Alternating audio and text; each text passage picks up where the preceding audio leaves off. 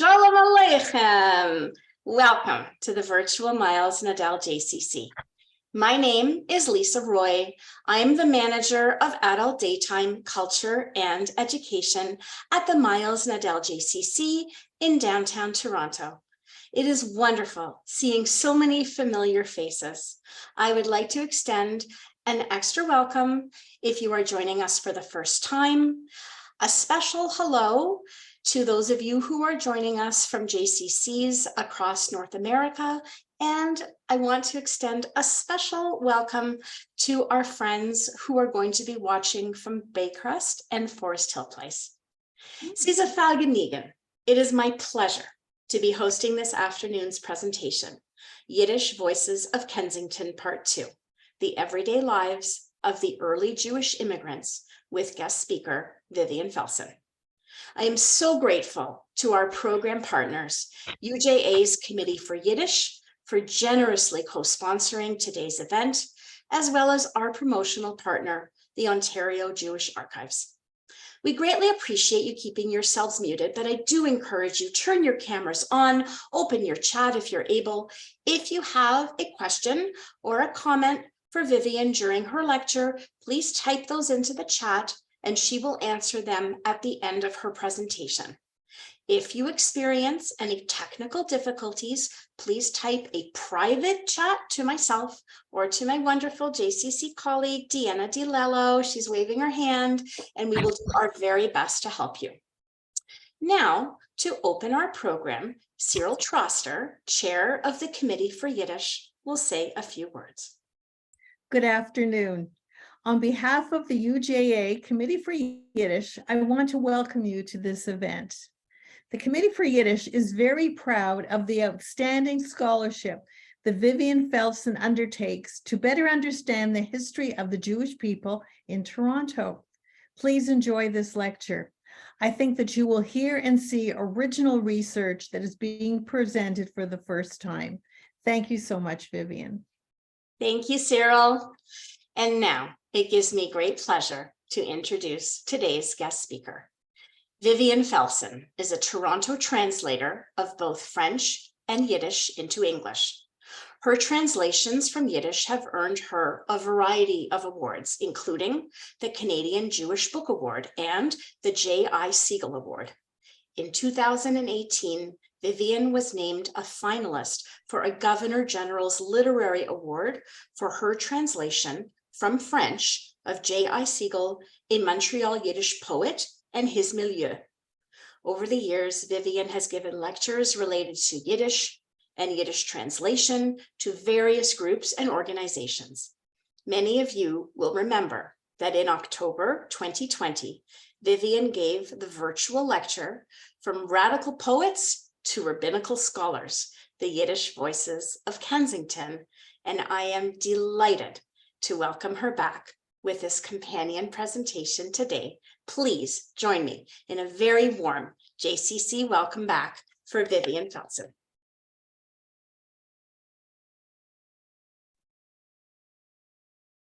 Thank you, Lisa, and thank you, Cyril. Shalom Aleichem euch alle. Es ist ein ebenso Vergnügen von mir, zu sein zurück in Miles Nadal JCC und reden weiter, werden die Jiddisch redendike Immigranten in Toronto von 1900 bis 1920. It's a pleasure for me to be back here at the JCC to speak to you again about the Yiddish voices of Toronto in the early years of the 20th century. And I recognize so many names and so many faces here, so it's great to see everybody. I'm just so happy that you've all come. First of all, I would like to thank Lisa Roy for inviting me to give this talk today. And I'm especially grateful to Cyril Troster, the chair of the UJA Committee for Yiddish, which is co-sponsoring this lecture. It was from Cyril, that I got the idea in the first place of composing a presentation about the Yiddish writers of Kensington Market. And I did that for the Kensington Market Historical Society, which Cyril is also very active in. I also want to thank Donna Bernardo Cerise, the managing director of the Ontario Jewish Archives, also a co-sponsor of this program, for her very gracious and generous assistance in providing me with many of the images that I needed for this talk, and some of them almost at the very last minute. So I'm now going to share my screen and start my slideshow.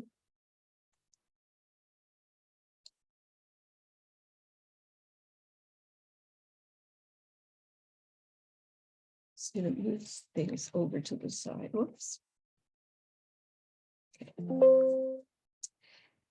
Once again, I would like to acknowledge Toronto writer Bill Gladstone.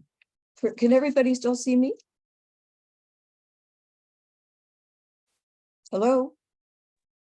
Yes. Yeah, You're good, just Fine, Vivian. Vivian. Yeah, We good. see you, now Vivian. you all disappeared. Okay.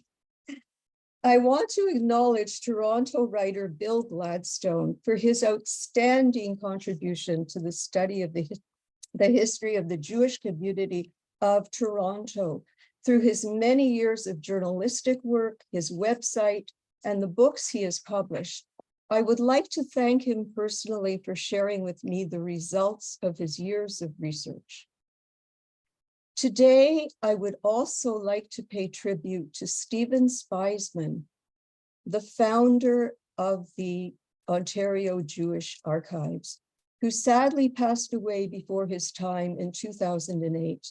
And I believe that this year is the 50th anniversary of the Ontario Jewish Archives.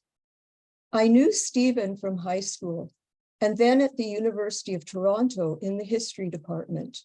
While he was focusing on Canadian history, I had become enthralled with the Russian language, Russian literature, and especially Russian history. But not until these past several months, when I found myself immersed in his book, The Jews of Toronto, which you see here on the screen, did I fully appreciate how exciting Toronto history could be, in large part, or Toronto Jewish history, in large part due to Stephen's talent as a storyteller. Although the book is replete with facts and figures and dates and details, it is always captivating. Now, my previous talk was entitled The Yiddish Voices of Kensington from Radical Poets to Rabbinical Scholars. It was about Toronto's Yiddish writers. My talk today is focused not on the writers, but on the readers. Who were the Toronto Jews who read the work of the Yiddish writers I talked about last time? Why was reading so important to them? And why was it so important to the Yiddish-speaking community as a whole? However, like last time, my presentation today is based on the discoveries I've made as a Yiddish translator. I've chosen those aspects of Toronto Jewish life that I found particularly interesting, unusual, and unexpected. And I hope that you will find them of interest as well. But there's another important difference. Last time, I showed you a graph and I explained about the 4 waves of immigration to Canada from Eastern Europe. This time, I'm only going to be talking about the first wave, about the Jews who immigrated to Canada before World War I.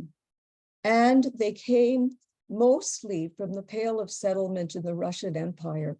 So I just want to remind you of what we mean by the Pale. I know that some of you saw the previous presentation, but I can't even remember what I said last time. And some of you may have watched it recently.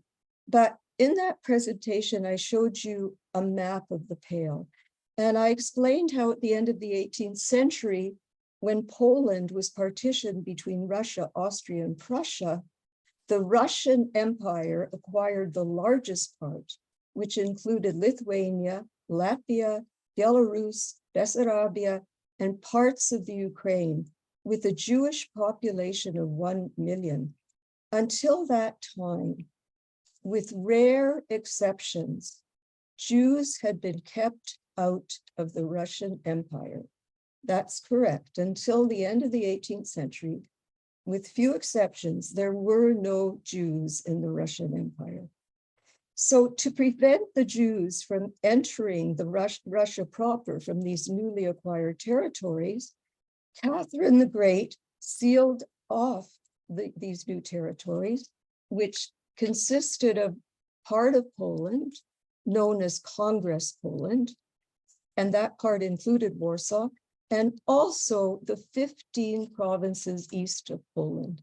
So the Russian Pale of Settlement was home to about 80% of Eastern European Jewry. Last time, I introduced you to the Yiddish writer, poet, and lexicographer Chaim Leib Fuchs. In English, his name was Fox, as you can see here, and his remarkable biographical dictionary, in which he documented the life and work of all the Yiddish writers who ever lived and wrote in Canada between 1877 to 1977. In English, its name on the title page is 100 Years of Yiddish and Hebrew Literature in Canada. It was published in 1980. As I mentioned last time, it appeared in a French translation by historian Pierre Antil, and you can see on the left, that is the cover of his version in French, and it has yet to be translated into English. So today I would like to introduce you to two other Yiddish writers, both well-known Yiddish journalists. One lived and wrote in Toronto, the other in Montreal. Each was a mainstay of the most widely read newspaper in their respective cities, the Yiddischer Journal in Toronto, which you can see on the screen, and the Canada Adler, which was called the Jewish Daily Eagle in Yiddish in Montreal, simply known as the Adler in Yiddish or the Eagle. For decades, each contributed articles to their respective papers on a daily basis, documenting almost every aspect of Jewish life in Canada.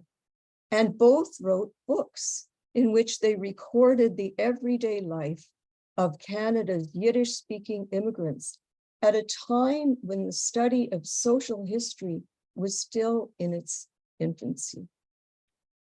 The Montreal writer is Israel Medrash, 1894 to 1964. This is a photo of the front page of the paper, the Canada Adler, on August the 5th, 1964, just after he died suddenly at the age of 70. This whole issue was devoted to him, with several obituaries. Medrash was born in Lechovich, a town in Belarusia, or Weißrussland in Yiddish, known today as Belarus. He spent 3 years in the Lida Yeshiva before leaving for Canada in 1910 at the age of 16. Those 3 years in the Lida Yeshiva provided him with the education he needed to become a writer. He eventually became a full-time staff writer for the Canada Adler, and for over 40 years, he worked as a court reporter, a political commentator, news editor, labor editor, movie reviewer, theater critic, and more. But most of all, he was known for his humor. His feuilletons, short satirical pieces on topics of public interest, were regularly reprinted in almost every Yiddish paper in North America, South America, and beyond. And those were written under his pseudonym, or one of his pseudonyms, Ben Mordechai. Medrash also wrote 2 histories about the Yiddish-speaking Jews of Canada. Montreal Vernechten, Montreal of Yesterday, and Zwischen zwei Weltmilchummes, Between Two World Wars. Israel Medrash was my maternal grandfather, and I had the privilege of translating both his books into English. So on the left side of the screen are the books by Israel Medrash with the original Yiddish books on the right, and beside them the two English volumes, and beside them the French, which were translated by Pierre Antil. Below on the slide are a group of writers in Montreal in the 1930s, standing, and Medrash is standing at the back. So seated from left to right is Israel Rabinovich, Dora Rosenfeld, Reuben Bryden with the beard, Mordechai Ginsburg, a famous writer, and B.J. Sack. And Dora Rosenfeld was the secretary to Reuben Bryden, who at one time was the editor of the Canada Rodler. But I wanted, and Rabinovich was the editor of the Canada Rodler at the time that this picture was taken. And the man beside Reuben Bryden is Mordechai Ginsburg, who was an important journalist also. And seated on the couch is B.G. Sack, Benjamin Guttel Sack. And I wanted to mention Sack because he was the first historian of the Jewish community in Canada. He wrote his work in Yiddish. His first volume about the history of the Jews in Canada was published in an English translation. And the translation of the second volume is in volume 4 of the Canadian Jewish Archives new series. It was published in 1975, and the title of it is Canadian Jews Early in the Century, and it was translated by my mother, Anne Medris Glass. This book was also one of the sources that I used for my talk today. The Toronto writer that I'm going to talk about today is Shmuel Meir Shapiro, and his dates are 1887 to 1958. Also born in Weißrussland, Belarusia, he left his Orthodox home to study in a technical school in Minsk, where he became active in the Bund, the Jewish Socialist Labor Bund. He arrived in Toronto in 1905 and spent the rest of his life here. In Toronto, he became active in the labor movement, serving for a time as secretary of the Tailors Union and eventually in the labor Zionist Polei Zion movement. He was among the founders of the Canadian Jewish Congress. And you can read on this slide that besides being a writer, editor, and publisher for nearly half a century of the Daily Hebrew Journal, the Yiddish Journal, Shapiro was also a justice of the peace, a union organizer, a labor arbitrator, and an honorary president of the Canadian Jewish Congress.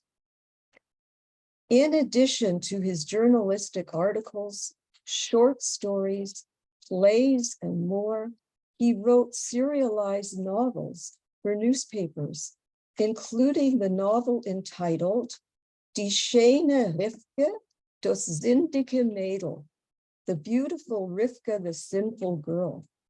This novel, which he wrote under the pseudonym B. Baratz or Beit Baratz, we would say today that it went viral. It became wildly popular, and it was reprinted in almost every provincial Yiddish newspaper in Poland. Now, as far as I know, the only place that you can find the information about this novel, serialized novel written by Shapiro, is to be found only in the biographical dictionary of Chaim Leib Fuchs, which is where I found it. Shapiro was the Toronto correspondent for the New York paper, the Morning Journal, and Medrash, by the way, was its Montreal correspondent. And he participated in other high-quality Yiddish publications like Der Weg, edited by Reuben Bryden, and Das Volk, edited by Yehuda Kaufman. In the 1920s, he was also the editor of two other Yiddish papers, the Yiddish Anayas and the humorous weekly Der Musik. In preparing this presentation, I came to realize that not only were Medrash and Shapiro almost exact contemporaries, that not only were there many parallels in their biographies, but more significantly, how similar their observations were. Had they known each other? In the 1940s, Shmuel Meir Shapiro sat down to write a book about the history of the Jewish community in Toronto. For 60 years, that manuscript seemed to have disappeared. Then in 2010, it was rediscovered in a synagogue archives and brought to Bill Gladstone, who published it as a book called The Rise of the Jewish Community, of the Toronto Jewish Community, and you can see it here on the screen. The publisher, you will notice, is Now and Then Books, which is Bill Gladstone's own publishing company.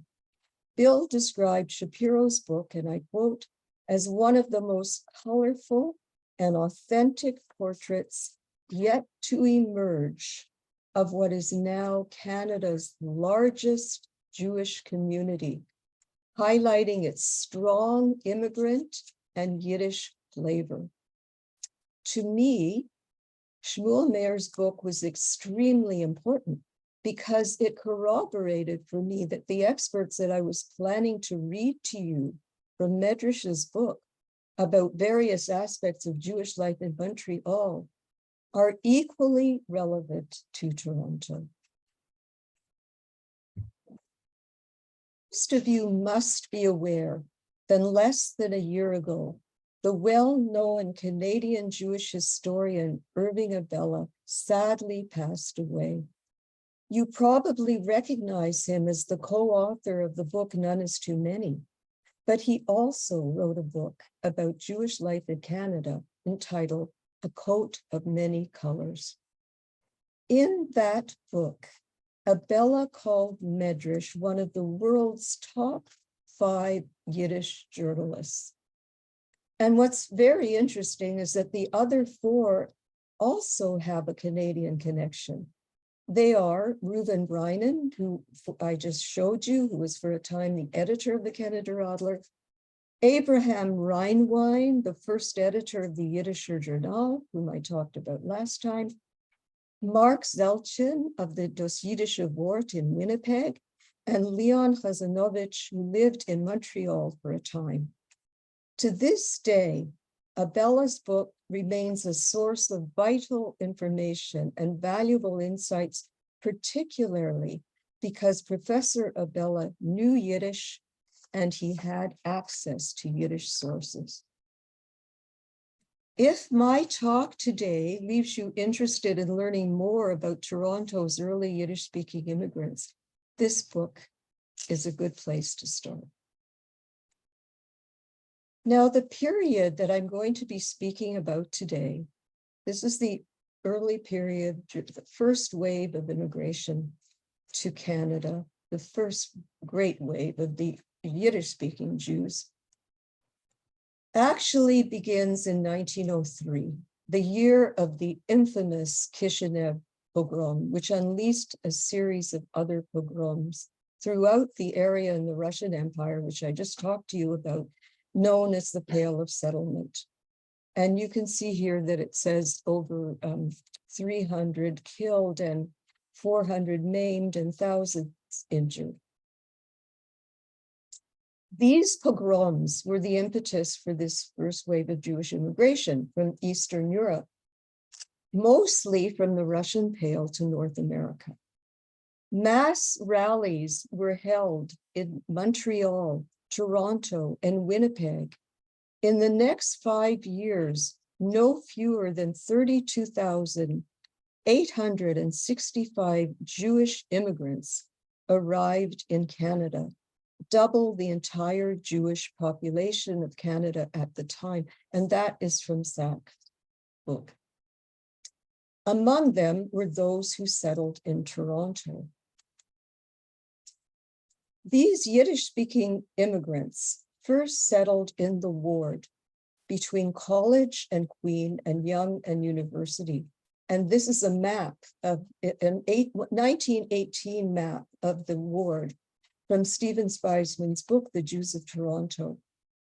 On this map, I've outlined the ward, which was east of University Avenue, and you can see it here in turquoise outline, and also the Kensington area, that little square beside Spadina. I've also highlighted two streets in the ward, which you'll hear me refer to often. Tiroli Street, which is now Bay Street, which goes north and south, sort of down the middle of the ward, and Agnes Street running east and west. The Yiddish-speaking immigrants began moving west towards Spadina and its factories starting in the 1910s for three main reasons. The beginning of hospital construction on University Avenue in what was then the ward. And look, you can see on this map where people were living exactly where the hospitals are standing today. The second reason was that many of the employers of Jewish immigrants began relocating their businesses to the Spadina area, but mostly because of the terrible living conditions in the ward. The story of the United Bakers Dairy Restaurant, which to this day is a popular meeting place for Toronto's Jews, is a good example of that movement of Jewish immigrants in the 1910s and the 1920s to Kensington Market, to the Kensington Market area. The owner, Aaron Ladowski from Kielce, Poland, settled in the ward in 1906. In 1912, he opened his restaurant at 156 Agnes Street, which I highlighted here. But in 1920, he moved it to Spadina, just north of what is today Dundas. Now, the ward's full name was St. John's Ward. It was the poorest part of the city, populated by immigrants, with the most unsanitary conditions, without sewage and without safe drinking water, a breeding ground for infectious diseases. There were other immigrant groups that settled in the ward, and as the Jews moved in, they were already starting to move out. But anyway, you may have seen the Lauren Harris exhibit at the AGO in 2016 entitled The Idea of North, and it was curated by Steve Martin. That exhibit was accompanied by a selection of Harris's early paintings from the 1910s depicting the ward neighborhood in Toronto, where the artist apparently painted in his formative years. One of these paintings is on the screen. The paintings were accompanied by excerpts from the 1911 Hastings report. In that report, Dr. Charles Hastings, Toronto's medical officer of health from 1910 to 1921, observed and critiqued the overcrowded and, quote, diseased conditions in the ward. I think it's important to note that I just wanted to note here that in 10 years, Dr. Hastings succeeded in transforming the practice of public health in Toronto. He introduced a safe water supply. He initiated childhood immunization. He established the public health nursing system, and he instituted health inspections of restaurants. By 1922, under his leadership, Toronto had the lowest death rate of any large city in North America. But today I'm going to go back before 1920, when conditions were still terrible. The population of the ward was crowded into unsanitary houses with no running water. Men, women, and even children often did piecework for clothing factories at home in one room, either full-time or after their day jobs, and those were long days. This is a photo taken in 1913 of a courtyard at 142 Agnes Street, which was inspected and reported to have a very unsanitary toilet. The children pictured here had all come down with scarlet fever in the months before this photo was taken. Now, it's interesting to note that the United Baker's Dairy Restaurant, which I just mentioned, had just opened the year before in 1912 at 156 Agnes Street. This is 142, probably only a few short blocks away. The earliest Yiddish-speaking immigrants, mostly young men, often husbands with a wife and children in the old country, lonely, homesick, and desperate for news from the old country, sought out their townsmen, their Landsleit, the plural for Landsmann, and they formed their own small synagogues, Stieblach, as we say in Yiddish, named for their hometowns.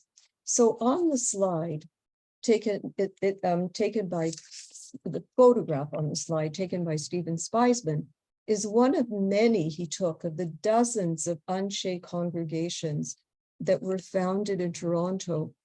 And this one was taken in 1966. So for those of you who know Hebrew, the word Anshe, means the people of. And it was often used by Polish Jewish congregations. And here you see the Anshe Shidlov, or as it's called in Yiddish, Shidlovce, first housed on Darcy Street. The newcomers also founded organizations called Landsmannschaften.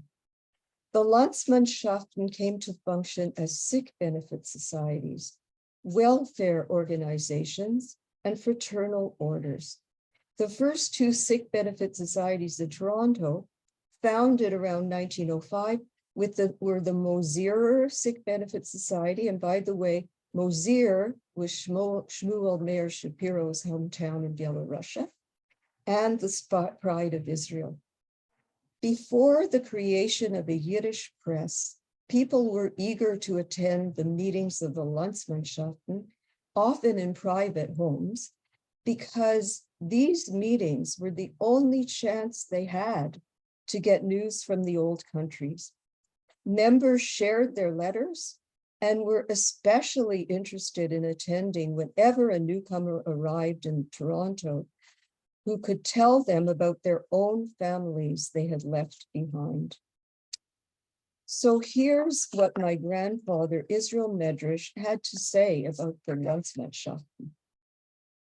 The most pressing problem facing the newly arrived immigrant was to find a job. If he had a relative who could help him find a job, then his biggest problem was solved. And I chose this slide because the man walking down the street here could be that newly arrived immigrant looking for work. There were many immigrants, however, whose families could not assist them, and some who had no relatives here at all. Such immigrants would consult their Landsleit, who were quite forthcoming in their advice. Often the Landsleit counseled the newcomer to work in a sweatshop, starting out as a presser or a lining maker to learn the trade.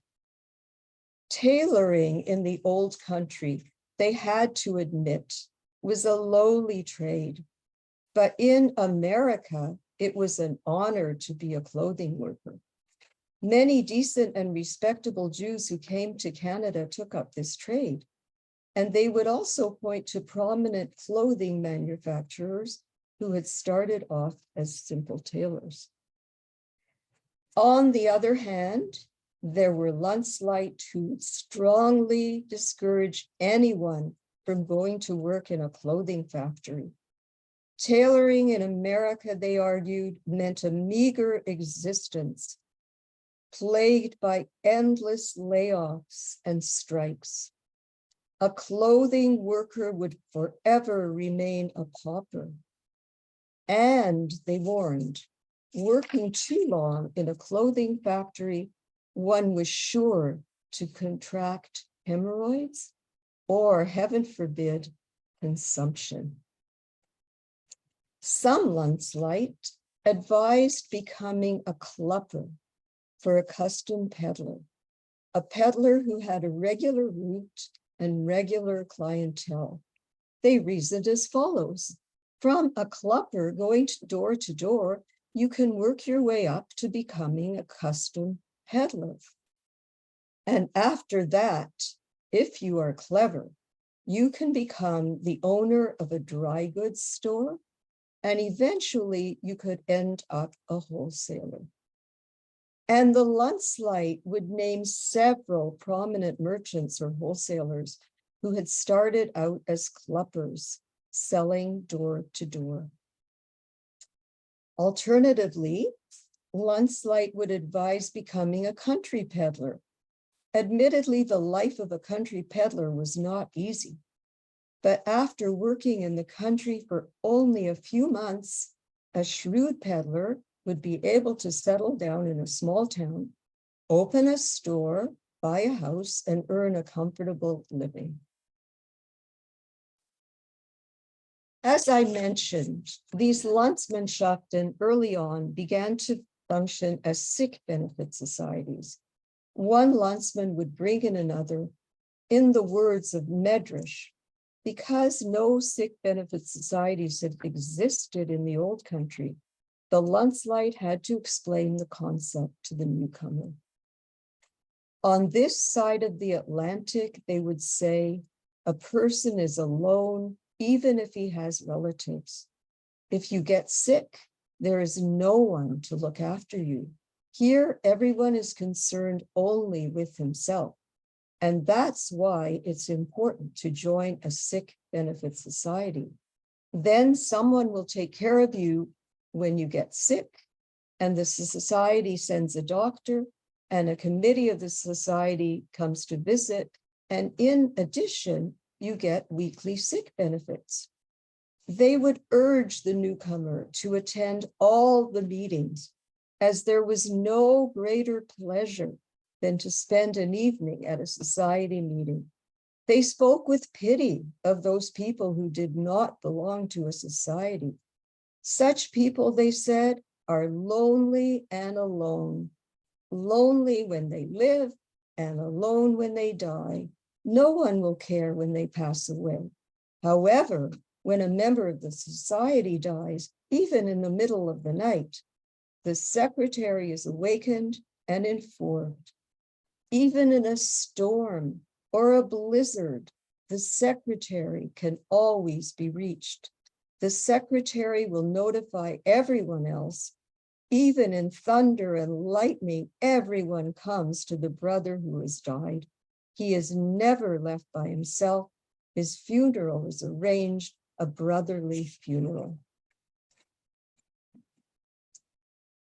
To the newly arrived immigrant, the Sick Benefit Society meant a great deal. There he met all kinds of people, Lundslight and friends. In their midst, he felt like a brother among brothers. And it was always fascinating to hear how the brothers earned a living. One was a sack salesman. A second peddled bananas and vegetables. A third traveled to the countryside to purchase animal hides, chickens, and eggs. A fourth was a sewing machine salesman. A fifth ran a junk shop or a secondhand shop. A sixth was a grocer, and so on and so forth. During the society's meetings, various problems were discussed, and one of the most common was the cemetery. In the course of this discussion, the newcomer came to realize that even here in Canada, Jews still had to confront the problem of death. For someone who had recently arrived in this country and about to begin a new life, the idea of the cemetery was the furthest from his mind. But he discovered that once in a while, a Jewish immigrant would die before he had had the opportunity to become financially successful and fully Canadianized. He heard that a tailor or a cloakmaker had died of consumption, contracted while working in a sweatshop. A country peddler had been killed when his horse and wagon were run over at a railway crossing. A bricklayer had met his death when he fell off a high wall, his arms full of bricks. These incidents made a profound impression on the immigrant. He became even more keenly aware of the need for the protection of the society, although he personally felt far from death and the cemetery. In the society, he would encounter a brother who appeared more intelligent, more aristocratic, more educated, and more Canadianized than the rest. The brother could be seen engaging in friendly conversation with everyone and even sought out the newcomer. He spoke to him about an intriguing subject, insurance. This brother, of course, was an insurance agent. He made it clear to the immigrant that a brother in the society provided with sick benefits and cemetery plots is nonetheless alone and vulnerable without an insurance policy. The insurance company takes a small payment, and in return, when the insured dies, even the next day, his family receives a large sum of money, $1,000 in cash, a fortune. If someone survives for 20 years, he himself receives a large sum of money during his lifetime. It was difficult for the immigrant to refuse the insurance company who had spoken to him with such friendliness and persistence. To the immigrant, the insurance agent appeared to be his best friend, who was more concerned than anybody else about his fate and his future. Again, he went to the doctor for a physical examination to see whether he qualified for an insurance policy. After having obtained the insurance policy, he felt more at ease, secure, protected, and connected to the new life in the new world. And by the way, you'll notice here that this was his second visit to a doctor, because to join the Sick Benefit Society, you were also sent to a doctor who worked for the society. After the failed revolution in 1905, more members of the intelligentsia settled in Toronto, including Bundists, anarchists, members of the Socialist Labor Party, labor Zionists, and socialist territorialists. These groups had methods and programs they had brought with them from Eastern Europe. In Shapiro's words, the various socialist groups took little interest in Canadian affairs. They were chiefly concerned with spreading among the Jewish workers of Toronto the ideologies they had brought with them from the old country. Mentally, says Shapiro, they still lived in the Tsarist Empire, shouting revolutionary slogans that were more suited to conditions in backward Russia than to conditions here.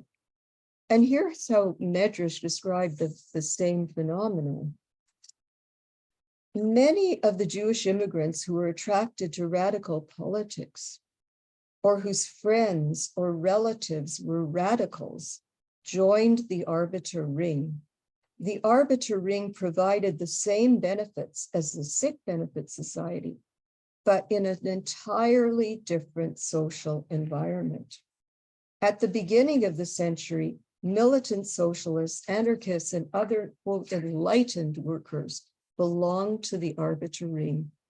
Its officers and members were mainly factory workers, with the odd businessman who spoke and acted like the workers.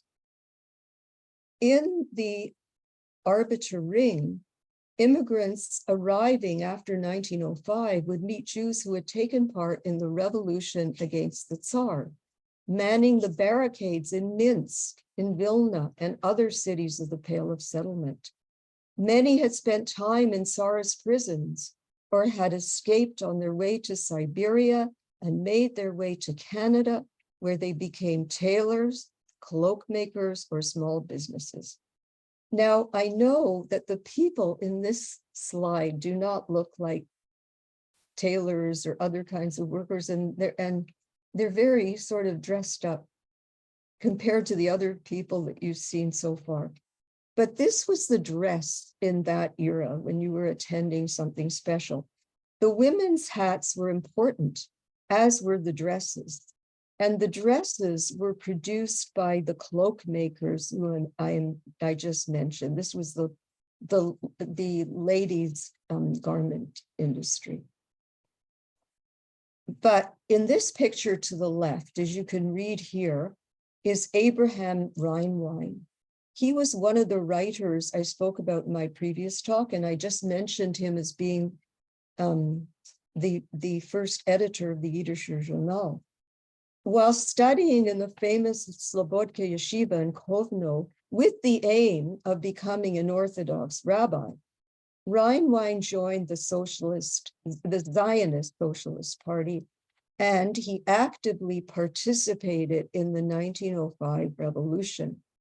As a result, he was forced to flee to England, and then made his way to he made his way to Toronto, eventually arriving in 1907. Younger immigrants, former adherents of the Bund, and other socialist organizations in the cities and towns of their native Russia, who had witnessed or participated in the failed revolution in 1905, felt most at home in the Arbiter Ring. Here they found the same atmosphere which had prevailed in the revolutionary circles of the old country. At social gatherings, the members of the Arbiter Ring used to sing revolutionary songs in Yiddish or Russian, and during many of these social occasions, money was collected to support Russian revolutionaries languishing in Tsarist prisons. The belief that the workers of the world could be united was shared by all the members of the Arbiter Ring and socialist sympathizers until the outbreak of the Great War in 1914, when European workers fought against each other. Then the radical newspapers and journals became more preoccupied with the pressing problem of Jewish rescue. That was when World War I broke out, than with the abstract ideal of internationalism and the struggle to unite the workers of the world for the social revolution. Famous Jewish intellectuals and journalists from New York would often come to Toronto to deliver lectures on current Jewish or general problems, or on philosophical subjects. They always drew large crowds. Among them were the two most famous Zionist leaders, Dr. Chaim Zhidlovsky and Dr. Nachman Sirkin, who is pictured here on the screen.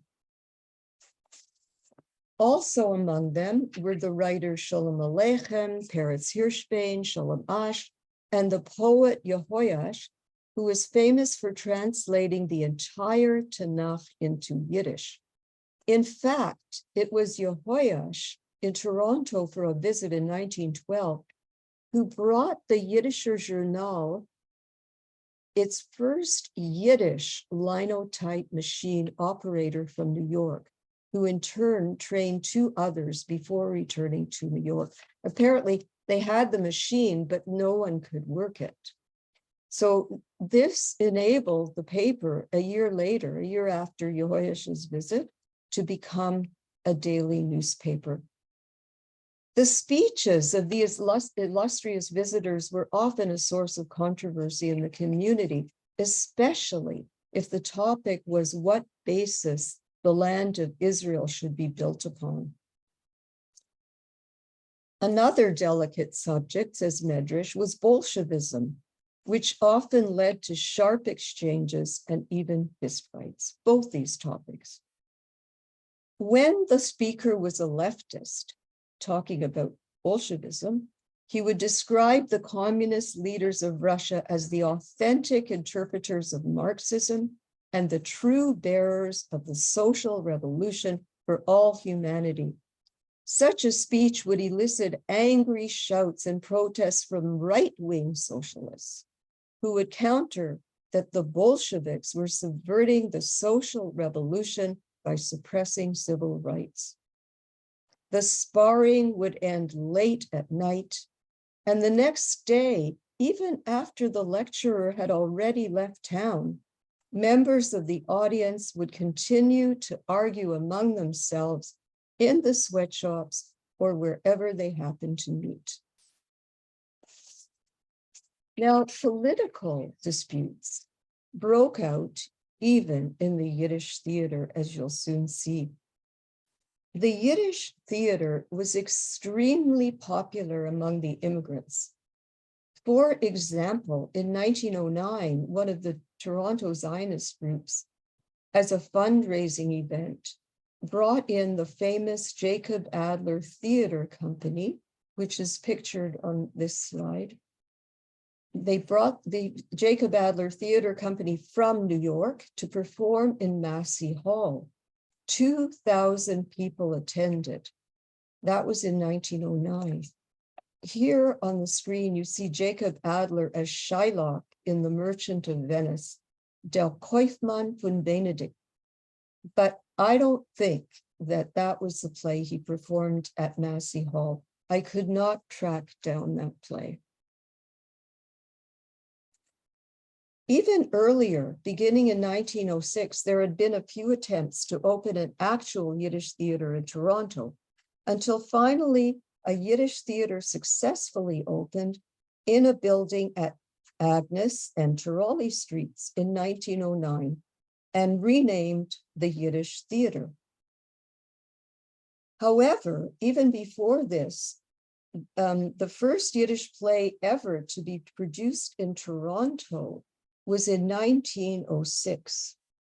The play was entitled Die Weiße Schlafin, and it was written by Isidor Zolotorevsky, who was known as the author of a very big 2-volume history of the Yiddish theater, of course in Yiddish.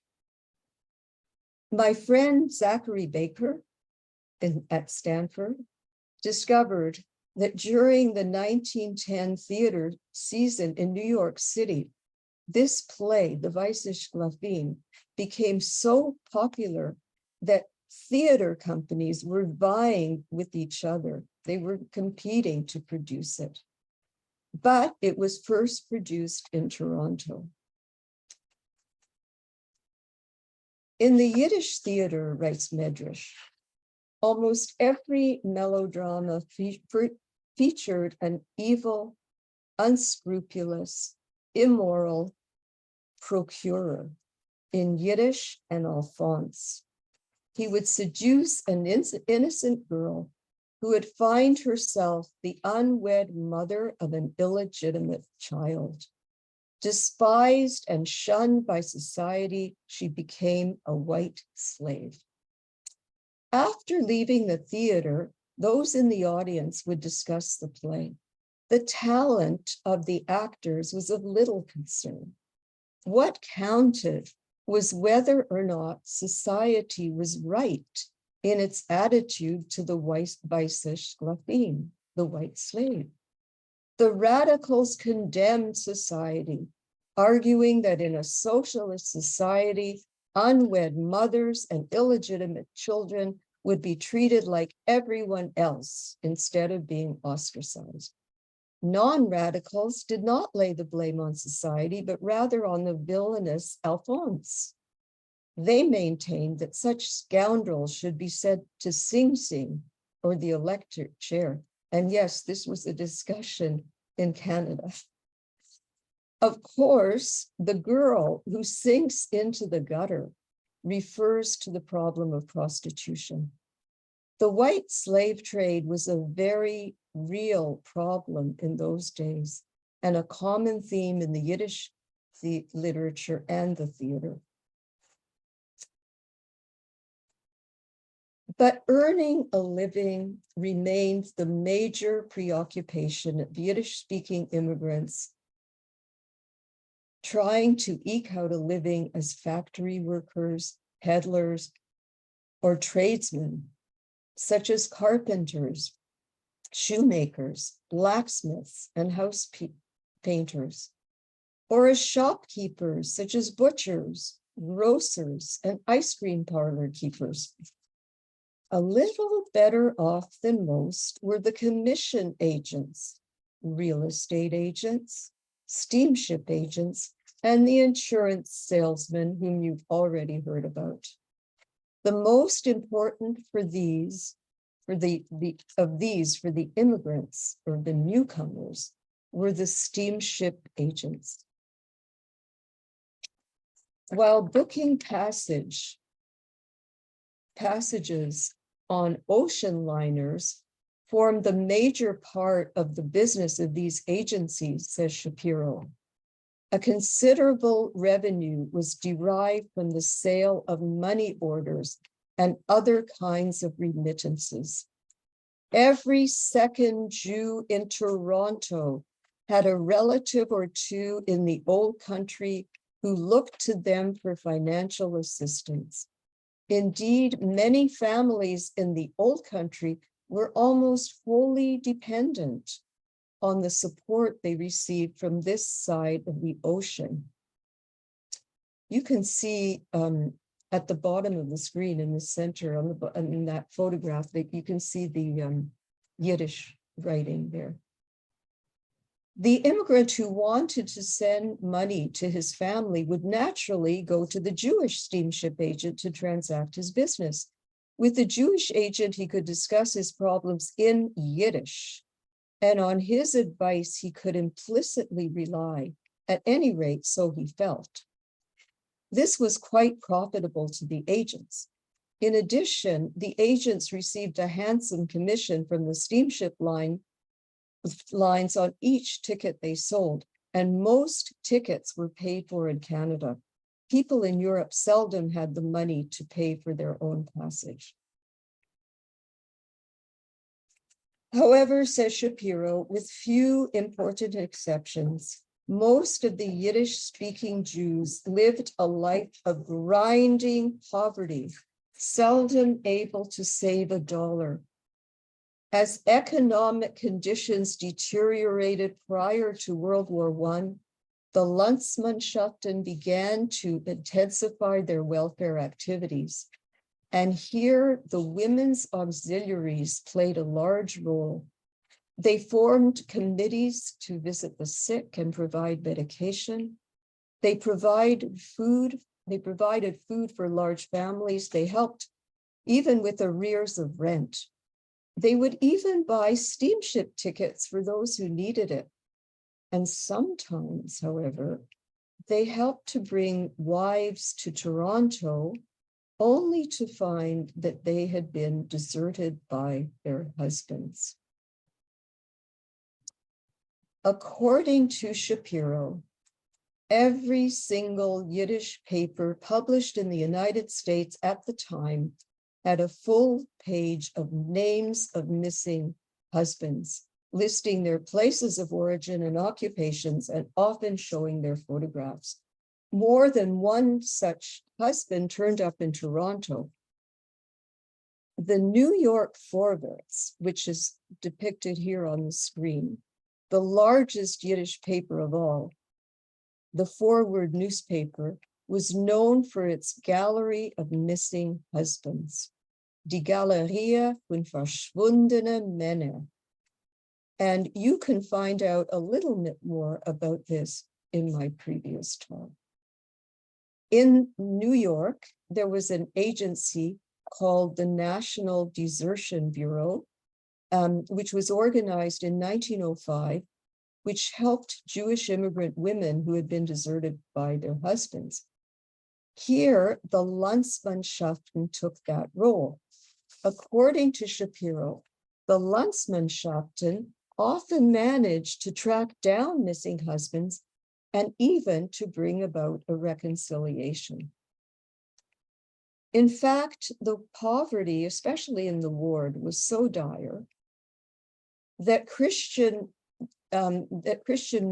missionaries, and among them Jewish converts to Christianity, took advantage of the situation by providing Yiddish-speaking Jews with food, clothing, and social services, including doctors and midwives. So here's a description from Leah Rosenberg's book, The Errand Runner. Now, Leah Rosenberg, I mentioned her in my last talk too, was the daughter of Rabbi Yudo Rosenberg, who played an important role in Toronto from 1913 to 1919. He was one of the rabbinical scholars that I mentioned in my talk. So these are her words, getting back to the subject of missionaries. Immigrant children were admonished by their parents not to speak to strangers. There was a peculiar reason for this. Many newcomers lived in the same area, a little ghetto of sorts. In this area, there soon appeared very unconventional stores. They were set up as, quote, soul savers, and they catered in conversion. Their owners invited Jewish children into the shops and began by promising all manner of goodies. I was called into such a shop many times, but I ignored it. Many children who did not speak English very well could easily be misled. This was one of the reasons why our parents worried and kept very close watch over us. And Leah Rosenberg, by the way, was the mother of Mordecai Richler. As a translator of Yiddish, and especially as a longtime member of Toronto's UJA Committee for Yiddish, I was frequently contacted by people with Yiddish books that had belonged to their parents or grandparents, wanting to find them a new home. Among the books, there was often a Yiddish version of the New Testament. Usually, the book contained the name and address and phone number of the person or organization who had given it to them. People kept them. Who would throw out a book in those days? And many Jews would have found it interesting to read them. In this slide, you'll see 3 from my own personal collection, each from a different decade with a different translation. The one on the right is the oldest, printed in England in 1913, and it has a sticker on it stating that it was presented by Covenant House, then located at 905 College Street. But getting back to missionary activities among children, it was the women in the community who stepped up to combat the activities of the missionaries in the ward. For example, in 1906, the Hebrew Ladies Sewing Circle was organized by a group of women in the ward led by a woman called Ida Siegel. And she's standing there at the back. You can see her. Why? She's the second from the right. Why sewing? Because sewing classes was one of the ways the missionaries used to entice young Jewish girls to their premises. But sewing was not enough. To compete with the missionaries, this group of women organized recreational activities for Jewish children and outings to Center Island. The Sewing Circle then created the Maternity Aid and Child Welfare Society to provide medical assistance for new mothers and babies, along with the necessaries such as milk and food. They also accompanied public health nurses on home visits to poor Jewish women to act as interpreters. Jewish education was also an important means to combat the missionaries. Ida Siegel's group attempted to give Jewish girls a Jewish education by providing a library, classes in Jewish religion, history, and Zionism, and in general, helping girls adapt to a life in Canada. I should also mention that Jewish education for boys was provided by various organizations, especially Orthodox rabbis. Then in 1914, a group of Yiddish-speaking immigrants founded the Volksverein. In English, its name was the Hebrew National Association. It began in the ward on Elm Street at Elizabeth, but later moved to Cecil Street, pictured here. It provided welfare for working mothers, a reading room, English language classes, and translation services for Yiddish-speaking immigrants. Even after missionary activity was no longer a pressing issue, all in all, the missionaries were not particularly successful, even the Yiddish-speaking ones. The Volksverein continued to care for the sick and needy in hospitals, sanatoria, mental health institutions, and in their homes. They arranged for free doctor services, for dentures, for eyeglasses and other medical appliances, for translation services. They helped seniors apply for old age pensions, and widows and mothers apply for benefits. They fed and housed the unemployed and homeless at their premises at 37 Cecil Street. In effect, in providing the impetus for the creation of Jewish social services, healthcare services, and even Jewish education, the missionaries actually played a positive role in the Yiddish-speaking Jewish community.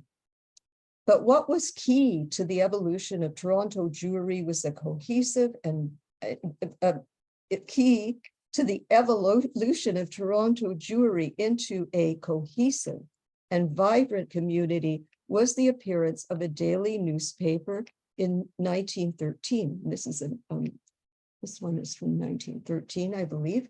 It was the one Yiddish newspaper that everyone among Toronto's Eastern European immigrants read. At the beginning of the 20th century, the New York Yiddish papers were the only source of news available to Yiddish readers in Toronto. Reading the New York papers, Jews in Toronto learned a great deal about New York, but had little opportunity of learning about their adopted city. Even though the arrival of the new wave of immigration in 1905 led to a proliferation of Yiddish papers and periodicals in Toronto associated with various political groups, the Yiddisher Journal remained the most popular and important Yiddish paper in Toronto. From the Yiddisher Journal, the Yiddish-speaking immigrants could learn about Canada, its geography, history, and politics, and about Jews in other cities such as Montreal, Ottawa, and Winnipeg. Because of the paper, says Shapiro, the newcomers felt less isolated and alone during their initial period of adjustment. And within the Jewish community, they did not feel so green. And that counted for a great deal. So as you can see, the immigrants did a lot of reading. They read the papers. There they found everything from ads to news to fiction by local authors and known writers from America and abroad, and even works translated from other languages. So what about bookstores? Medrash points out that in this early period, Eastern European Jews might go to a Jewish bookstore to buy religious items such as tefillin, talesim, mezuzahs, and sidurim, but they seldom actually bought books. On the odd occasion, they might buy a small book popular in those days by authors whose names are little known today, such as Schomer, Tannenbaum, Blaustein, and Seifert. Also, they might buy a well-known translation of novels by Tolstoy, such as Anna Karenina or the Kreutzer Sonata, or the work of Emil Zola, although he was known to the immigrants not so much for his novels, but the central role he played in the Dreyfus case. What the immigrants occasionally did buy were small pamphlets, among them historical accounts of the Dreyfus case, the Khmelnytsky massacres, the Spanish Inquisition, the bands of Rabbeinu Gershom, and Shabtai Tzvi, this false messiah. There were pamphlets written by doctors, especially for girls and women. And the immigrants used to buy pamphlets by unknown authors who told exciting tales of high adventure and high drama. One pamphlet told of a princess lost in the woods where she was kidnapped by robbers and taken to a strange land where she was forced to work as a servant until it was learned that she was the daughter of royalty, a princess.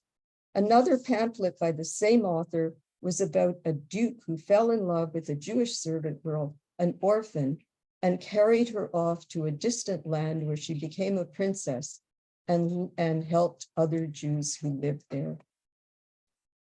From the outbreak of World War I in 1914 until the 1920s, when the civil war in Russia had gradually subsided, Jewish immigration to Canada came to a halt.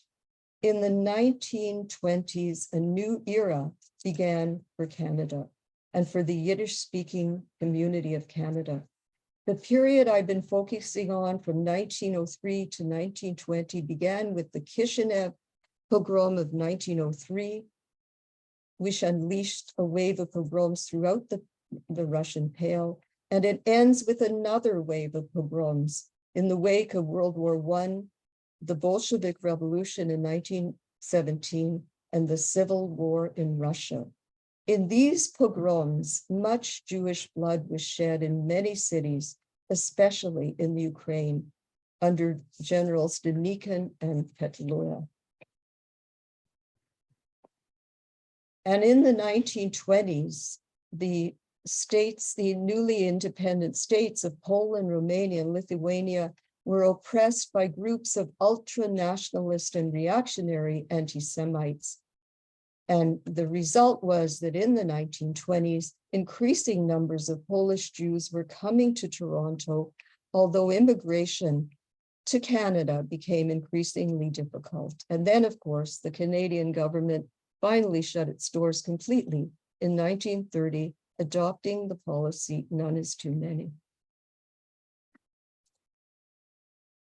Back in 1947, at the years from 1900 to 1914, measures concluded that despite the poverty and hardship, they were a more hopeful time, a more innocent time. The world did not yet know the meaning of a world war, a concentration camp, or a gas chamber. And I'd like to end my presentation today by quoting the most famous Canadian Yiddish poet of all, Yud Siegel. He wrote these words in Yiddish in 1947 in his foreword to Montreal of yesterday. Reading this book, you will begin to sense that you are bidding farewell to a time which will never return. And that era is carrying away with it an entire world, a world of unique beauty and charm, of pioneering ideals, spiritual growth, openness to new ideas, and resounding hopes, which were so close to being realized. And we as immigrants had landed, although we as immigrants had landed in the very cauldron of American reality, there fluttered above us the wisp of a dream. Thank you. Beautiful. Herrlich in Yiddish, you would say. So on behalf of everybody here, Vivian, from the bottom of my heart, herzlichen Dank. I want to thank you so much for the tremendous amount of work and research. This has been a very long time, I know, in the making and the crafting. And you have such wonderful attention to detail. Every single slide, all of the beautiful treasures. We are so grateful to you for bringing us such an important part of our local Toronto Jewish history. Please join me in a well-deserved round of applause for Vivian Felsen. So we now have a bit of time for a question and answer period. I do request, please, just because there are so many on the call, that you stay muted until we call on you. And I'm going to start with the people who typed some questions in the chat during your presentation, and you are welcome to continue to do so. And I also encourage you, it's been wonderful seeing so many of you share your knowledge and your history and the information and your memories and personal family connections in the chat. Those are all excellent. And so I encourage you to continue to do that. If you do not know how to use the chat, no problem. You can raise your hand the old-fashioned way, and Deanna and I will come to you and help you with unmuting. So a first question, Vivian, that came in quite early on was from Lauren. Lauren was asking, when did the Polish Jews arrive in Toronto? Okay, so Polish Jews had been arriving all along in Toronto, but the majority of them arrived in the 1920s.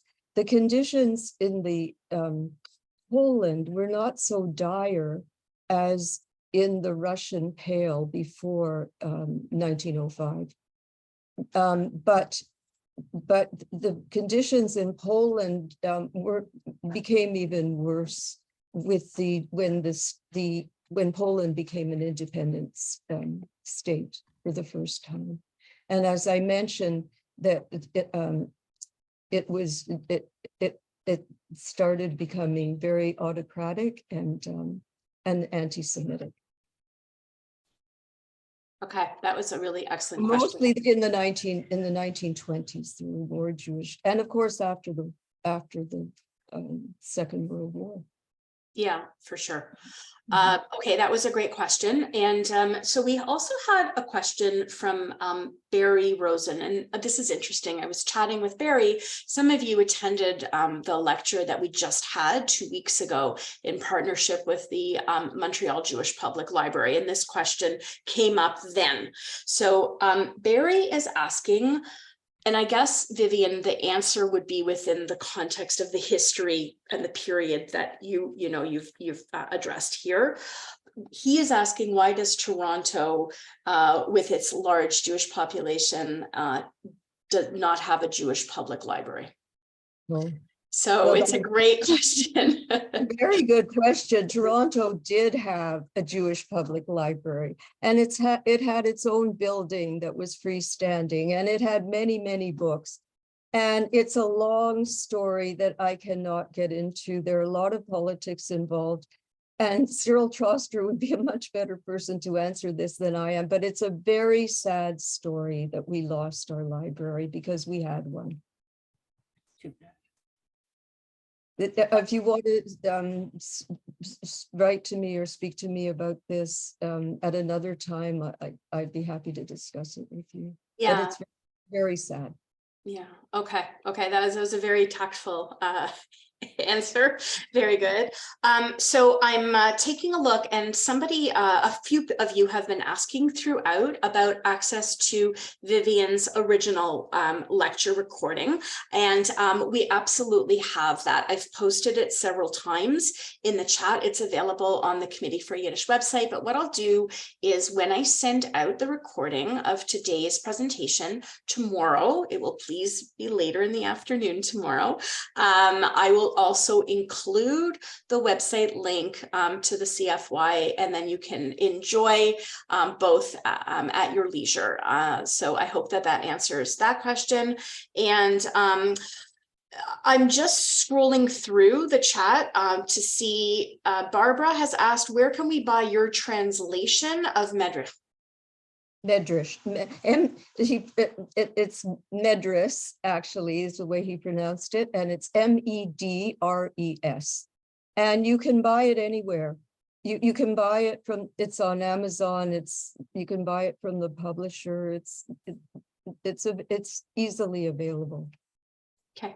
Excellent. That's great. Okay, In- Bernard. Oh, sorry. Go ahead, Vivian. I was going to say Indigo would have it and Israel's or whatever. Great. Yeah.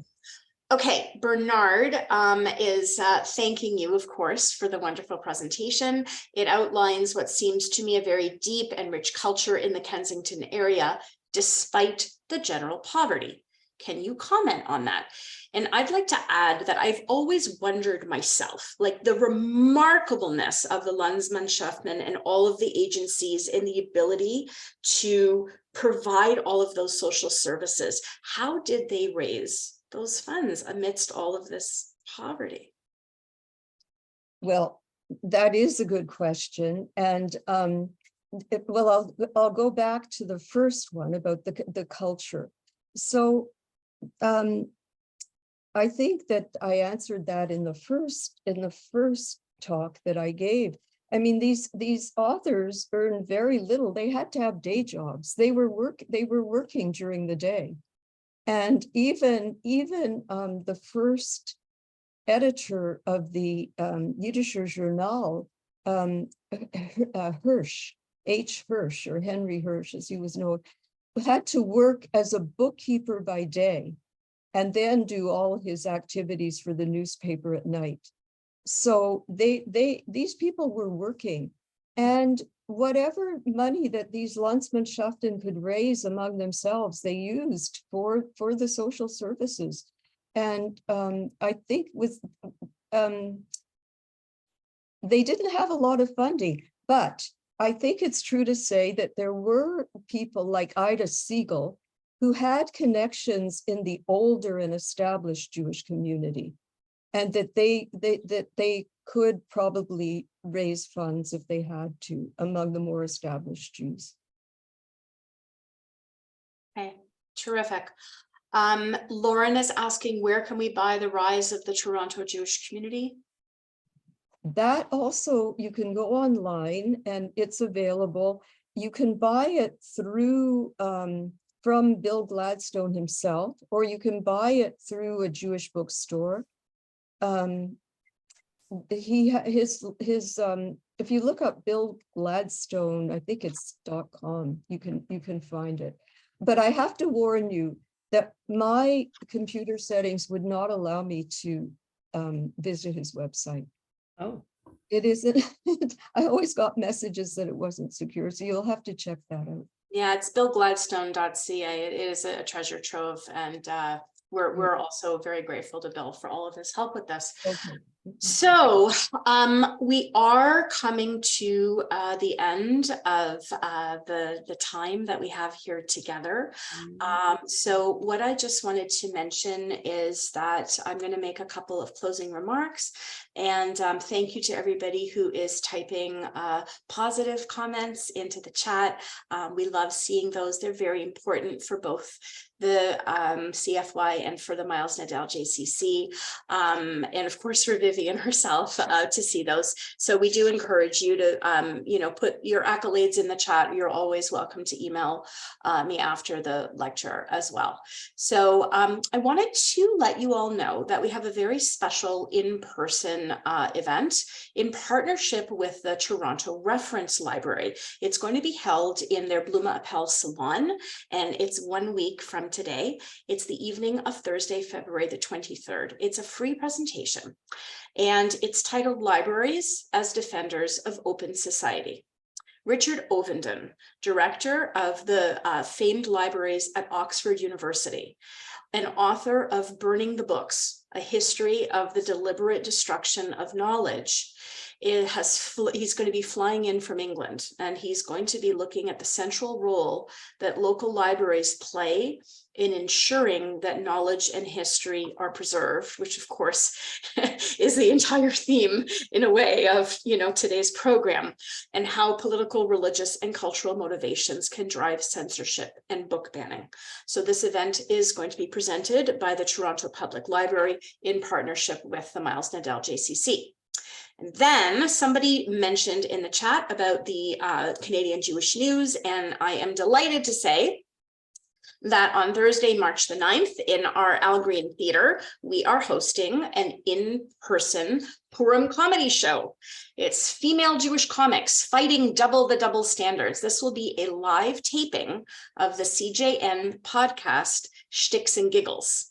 It's going to be featuring 3 female comedians, Laura Lebo, Rachel Manson, and Natalie Norman.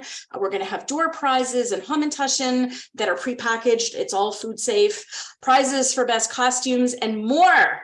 So that's just a little taste of what's coming up. So at this point, I'm going to officially sign off.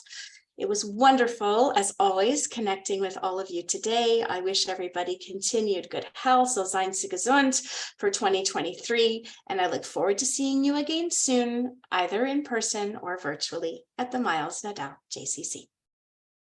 Thank you.